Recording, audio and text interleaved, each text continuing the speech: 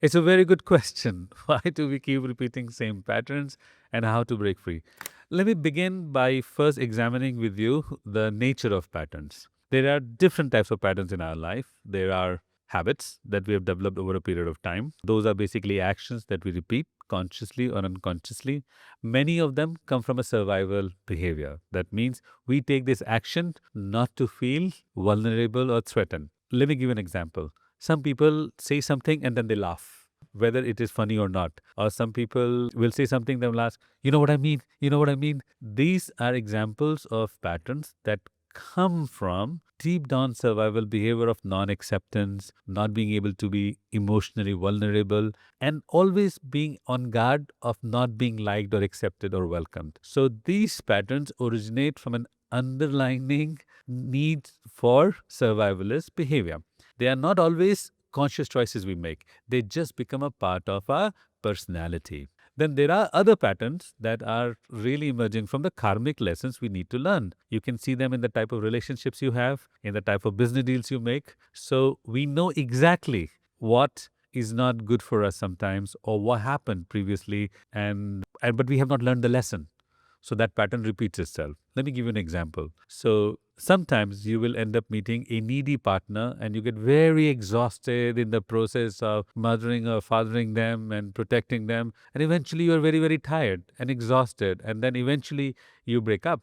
A couple of months later, you invite the same type of partner back in your life. So the pattern has repeated itself. Why? Because the lesson has not been learned. The second type of patterns in life are basically karmic lessons we need to learn. One, the lesson is learned, that pattern disappears. It can be about the type of jobs we take. It can be about the type of investments we make. It can be about how we manage our money. It can be about how we manage our health. But there is always a lesson at the source of it. When the lesson is learned, we are ready to break free of the pattern. Third type of patterns that dominate in our life are patterns where we are acting from a place of an imposter syndrome, where we essentially lack some degree of self love and we are a little bit afraid of being found out, that we are not exactly who we are pretending to be. In such cases, we have behavior that we adapt that is not natural to us. You will realize that some people always talk about how many grand things they have done in their life, how glorious their past is, who all they know, who did they just recently meet, or they will consciously make an effort to carry the right bag to a meeting, wear the right watch to a meeting, and all of that stuff. Basically, delivering a message that they cannot verbally say, but they would like to say through the posture that they create.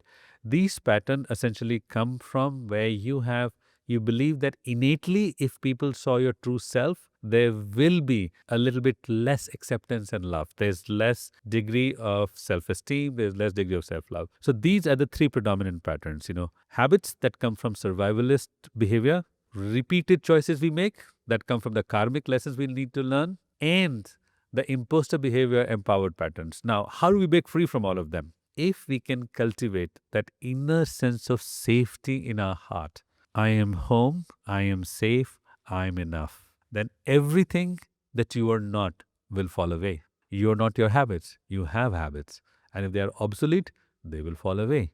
Once the lesson has been imbibed, you look at the pattern and say, this is repeating in my life. What is the message my soul is trying to give me? How can I accept that message? And you accept that message with humility, that repeating pattern from your life will disappear. When you see yourself making a projection or peacocking or projecting a certain type of image and making an extra effort and entering into those kinds of patterns in your life, which I would say inauthentic behavior, then you take a step back and ask, what am I afraid of people finding out about me? What is it that about me that I do not like, which I want to hide?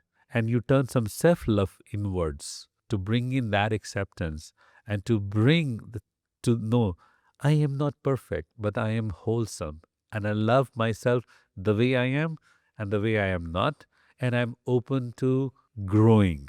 Then the desire to expect validation from outside will go away and those patterns will be released. True freedom is the ability to be yourself, the way you are, the way you're not.